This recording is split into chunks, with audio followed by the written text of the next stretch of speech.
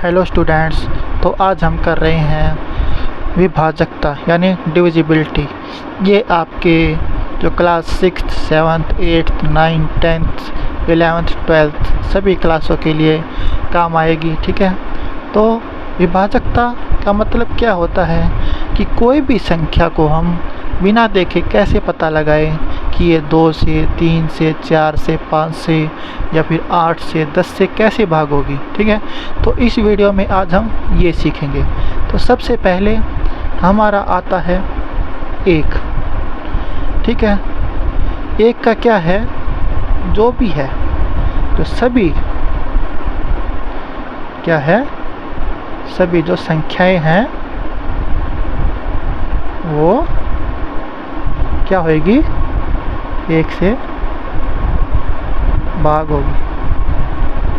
ये तो आपको पता ही है, कोई भी संख्या है वो 1 से तो भाग होगी ही होगी। उसके बाद 2 से। ठीक है, अब 2 से हम कैसे चेक करेंगे। 2 से चेक करने के लिए हमें क्या पता होना चाहिए, किसी भी संख्या के इकाई का अंक। ठीक है, इकाई का अंक क्या होना चाहिए, सम होना चाहिए, यानी कि 0 2 4 6 या फिर 8 होना चाहिए। सम होगा तो वो क्या होगा, 2 से भाग होगा। ठीक है, जैसे कि कोई भी नंबर है 1 3 5 7 3 6। अब इकाई का अंक ये है। ठीक है, ये 6 है, जो 6 है 2 से भाग होगा तो ये पूरी संख्या भी 2 से भाग होगी। ठीक है, इसके बाद 3 और 9 दोनों का एक जैसा होता है। ठीक है, 3 और 9 का दोनों का एक जैसा होता है। इसमें क्या होता है कि कोई भी संख्या दे रखी है, ठीक है, उनके क्या है, अंकों का जो जोड़ है वो क्या होना चाहिए, 3 से भाग होना चाहिए। क्यों, अगर हम 3 की देख रहे हैं तो। ठीक है, सेम अगर 9 का देख रहे हैं तो जो संख्या है उनके अंकों का जोड़ कितने से भाग होना चाहिए, 9 से भाग होना चाहिए। ठीक है, जैसे कि एग्जाम्पल हम लिख देते हैं 189। अब पूछेगा क्या ये 3 से भाग होता है। अंकों का जोड़ देख लो, 1 + 8 + 9, 1 और 8 9, 9 और 9 18। 18 9 से भाग होता है। उसी प्रकार 3 का देखते हैं, 9 से भाग होगा, 3 से देखना है, ऐसे ही जोड़ो। 18 3 से भाग होता है ना, 18 3 से भाग, तो ये 3 से भी भाग होगा। ठीक है, इस प्रकार हम देख सकते हैं। इसके बाद आता है 4। अब 4 का कैसे देखेंगे, किसी भी संख्या के क्या है, अंतिम 2 अंक 4 से भाग होने चाहिए। 4 से भाग हो तो पूरी संख्या क्या होगी, 4 से भाग होगी। ठीक है, और एग्जाम्पल देके समझाएंगे, कोई वो नहीं है। ठीक है, एग्जाम्पल जैसे कि 7 4 6 2 4, ये भी नंबर है इतना बड़ा, तो हमें लास्ट के 2 अंक देखने हैं। 24 को 4 से भाग करके देख लो, 4 की टेबल में 6 पे आता है, 24 भाग हो गया, तो ये पूरी संख्या क्या होगी, 4 से भाग होएगी। ठीक है, अब इसके बाद 5। ये मैं आपको क्यों करवा रहा हूँ, क्योंकि ये किसी भी संख्या का वर्गमूल निकालेंगे या फिर स्क्वायर निकालेंगे या फिर क्यूब निकालेंगे, कुछ भी निकालेंगे या एलसीएम निकालेंगे, एचसीएफ निकालेंगे, उन सब में इनका यूज होएगा। ठीक है। अब 5 ये सबसे आसान होता है। ठीक है। इसमें जो होता है इकाई का अंक, ठीक है, इसमें क्या होता है इकाई का अंक क्या होना चाहिए, या तो 0 हो या 5 हो, बस। ठीक है। एग्जाम्पल इसका मान लीजिए 4, 6, 8, 3, 1। इकाई का अंक क्या है, 1 है। अब ये 5 से भाग नहीं होगा, लेकिन इसके जगह मैं ये लगा देता हूँ, अब ये 5 से भाग होगा। ठीक है। इसमें क्या देखना है, इकाई का अंक देखना, 0 या 5 होना चाहिए। ठीक है। 6 से, ठीक है, इसमें कोई भी संख्या है, ठीक है, 6 में कोई भी संख्या है, अगर वो सम है, ठीक है, पहला तो है सम होना चाहिए और साथ में क्या होना चाहिए, वो 3 से भी भाग होनी चाहिए, तो वो ठीक है 3 से भाग हो तो वो क्या होगी, 6 से भाग होगी। ठीक है। जैसे कि मैंने आगे लिखा था ना 189, चेक किया था, पीछे क्या है 9 है, लेकिन 9 तो विषम संख्या है, इसलिए 6 से भाग नहीं होगी। अब मैं इसको थोड़ा सा चेंज कर देता हूँ, 9, 1, 8। अब देखो ये 2 से भाग होगी, 2 से भी भाग होगी भाई, सम संख्या हो गई। अब 3 से देखो, इनका जोड़ कितना आता है, 18। 18 3 से भाग होगा, 3 किस पारे में 6 पे आता है, 18 हो गया। अगर ये 2 और 3 दोनों से होता है तो ये 6 से पूरा भाग होगा। ठीक है। इसके बाद आता है 7। ठीक है। इसमें क्या होता है, जो संख्या है उसके इकाई का अंक क्या करते हैं, 2 गुना करके जो शेष संख्या है उसमें से घटा देते हैं।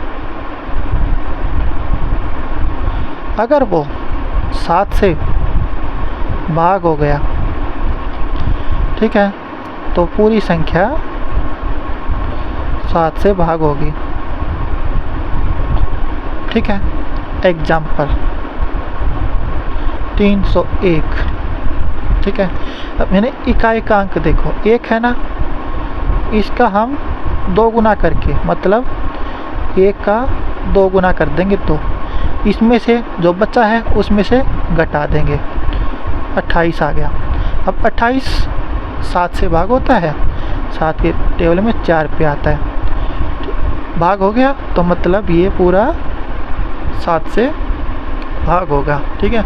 ये थोड़ा सा मुश्किल है क्योंकि इसमें इकाई का डबल करके जो बच जाता है उसमें से घटाना होता है। ठीक है।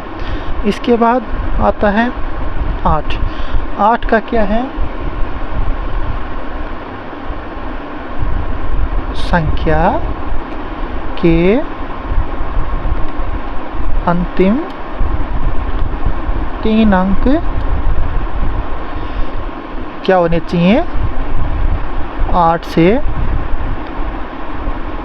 भाग होने चाहिए। ठीक है। एग्जाम्पल मतलब इसका उदाहरण देते हैं। ठीक है। इसका उदाहरण लिखते हैं 1, 2, 6, 4, 8। अंतिम के 3 अक्षर देख लो, 6, 4, 8। इसको हम 8 से भाग करके देख लेते हैं, 8 × 64, 8 × 8, 81 आ गया। भाग हो गया ना, तो ये पूरी संख्या भी 8 से क्या हो जाएगी, भाग हो जाएगी। ठीक है, इसके बाद 9 का हम पढ़ चुके हैं। 10 का बिल्कुल आसान है, जैसे 5 का था ना वैसे ही 10 का है। इसमें सिर्फ इकाई का अंक देखना है, इकाई का अंक बस 0 होना चाहिए। अगर इसके इकाई का अंक, किसी भी संख्या के इकाई का अंक 0 है तो पूरी संख्या 10 से भाग होगी। एग्जाम्पल 4, 6, 3, 5, 2। अब इसमें इकाई का अंक 2 है तो ये भाग नहीं होगी। अब इसी की जगह मैं 4, 6, 3, 5, 2, 0 लिख देता हूँ। इकाई का अंक क्या हो गया, 0, तो ये 10 से भाग होगा। ठीक है, इसके बाद आता है हमारे पास 11। 11 का कैसे देखते हैं, संख्याओं का सम और जो विषम स्थान है, विषम स्थान को क्या करेंगे, जोड़ेंगे पहले तो। ठीक है, को जोड़ेंगे, फिर उन दोनों में इसको क्या करेंगे, लास्ट में घटा देंगे। ठीक है, अगर शेष घटाने के बाद, यानी अंतर जो उनका आता है, शेष बोल सकते हैं, अंतर हो सकता है, या तो 0 आता है या 11 से क्या होगा, भाग होगा, तो पूरी संख्या 11 से भाग होगी। ठीक है, जैसे कि हम क्या लेंगे, 9, 0, 9, 1, 8, 3 ये नंबर ले लेते हैं। ठीक है, तब ये ऐसे, ठीक है, ये हो गया विषम, और ये मतलब पहला, तीसरा और पांचवा, ये दूसरा, चौथा और छठे नंबर का। अब इनको जोड़ेंगे, पहले क्या जोड़ेंगे, विषम वालों को जोड़ेंगे। क्या होएगा, 9 जमा 9 जमा 8 कितना होएगा, 9 जमा 9 जमा 8 कितना होएगा, 9 और 9 18, 18 और 8 26। ठीक है, उसके बाद सम वालों का जोड़ देंगे। सम वालों का जोड़ेंगे तो कितना है, 0, 1 और 3, 0, 1, 3 कितना आ गया, 4। अब इसको क्या करेंगे, घटा देंगे। 26 में से 4 गए 22। 22 11 से भाग होता है, तो यह पूरी संख्या क्या होएगी, 11 से भाग होएगी। ठीक है, इस प्रकार हम किसी भी संख्याओं का जो देख सकते हैं कि ये भाग होगी या नहीं, डिविजिबिलिटी बोलते हैं इसको, कि बिना चेक किए पता लगाओ कि 2 से, 3 से, 4 से, 5 से या किसी भी संख्या से भाग होगी या नहीं। ठीक है, एक बार फिर से मैं आपका रिवीजन करवा देता हूँ। सभी संख्याएं जो हैं वो 1 से भाग होगी। ठीक है,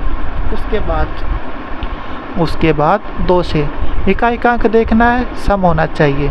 2, 4, 6, 8 है तो वो 2 से भाग होगा। 3 और 9 का, उनके अंकों को जोड़ो।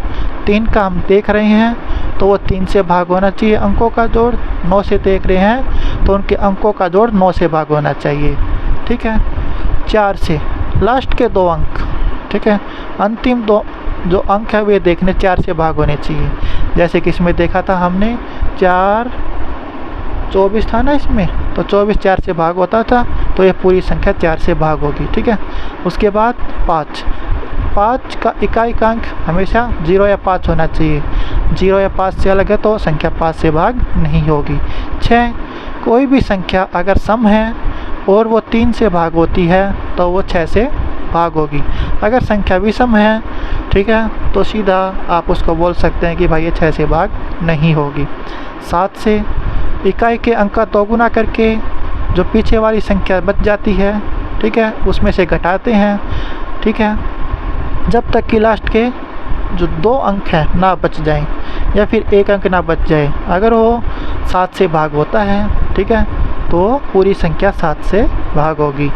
8, अंतिम के 3 अक्षर, अब इसके अंतिम के 3 अक्षर क्यों देखते हैं हम? क्योंकि देखो 2 में क्या देखा था 1, 4 में कितने देखे 2। क्यों देखे 2? क्योंकि 4 जो है 2 का स्क्वायर होता है, इसलिए हमने 2 अंक देखे। 8 उसका क्या है क्यूब है ना, इसलिए हमने उसके लास्ट के 3 अक्षर देखे किसी भी संख्या के, है ना। उसके बाद 10 में क्या है इकाई का अंक हमेशा 0 होना चाहिए। बस इसकी एक ही शर्त है भाई, मैं ज़्यादा छेड़खानी नहीं करता, ठीक है। अगर किसी संख्या के पीछे 0 लगा दो तो भाई भाग हो जाएगी 10 से, ठीक है।